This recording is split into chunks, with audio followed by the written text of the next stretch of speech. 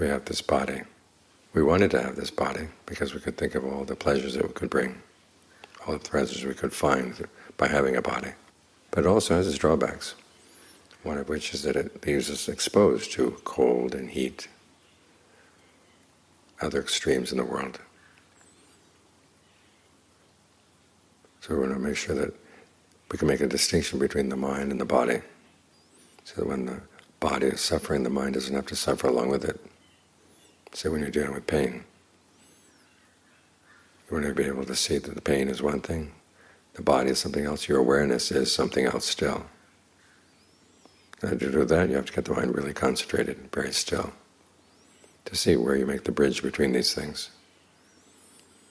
On a day like this, there's the bridge between the heat outside, the warmth in the body, and then the mind, your awareness. It's possible to be aware of these things, but without laying claim to them. As the Buddha said, wisdom lies in seeing these things as separate. They separate out only when you let them be still. It's like a salad dressing of vinegar and oil.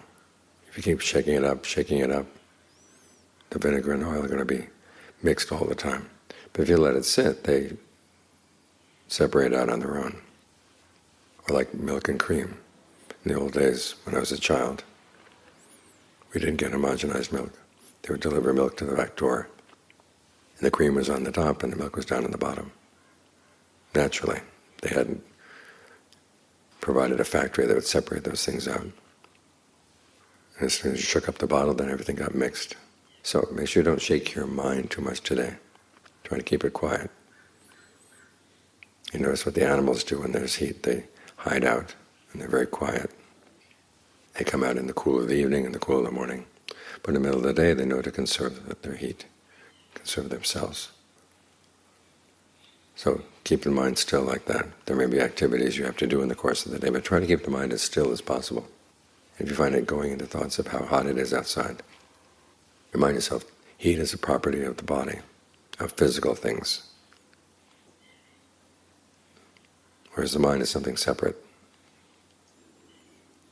And you can see that more clearly the more you can make the mind still. So learn how to keep the mind still with the breath. Here again, the breath is just one of the properties of the body. The heat property is one thing, the breath property is something else. So allow the breath to be cool. Keep your mind cool with the breath. And of course you take care of the body, make sure you get plenty of water and plenty of salt. And don't go exposing yourself to the sun too much. But otherwise, the main issue is going to be in your mind. Because this is an important skill you're going to have to learn in all kinds of areas. We live in a world of aging, illness, and death. We live in a world of separation. We have to learn how to live in this world but not suffer from the aging or the illness or the death or the separation. It means we have to develop good, solid qualities inside, things we can depend on. This is why we have the concept of refuge. You take refuge in the Buddha and the Dhamma and the Sangha. It's not so much taking refuge in the Buddha who lived 2,600 years ago. It's taking refuge in the qualities of the mind that he developed, and they can teach you to develop. And they become your refuge, even though we live in this world of all kinds of things going on.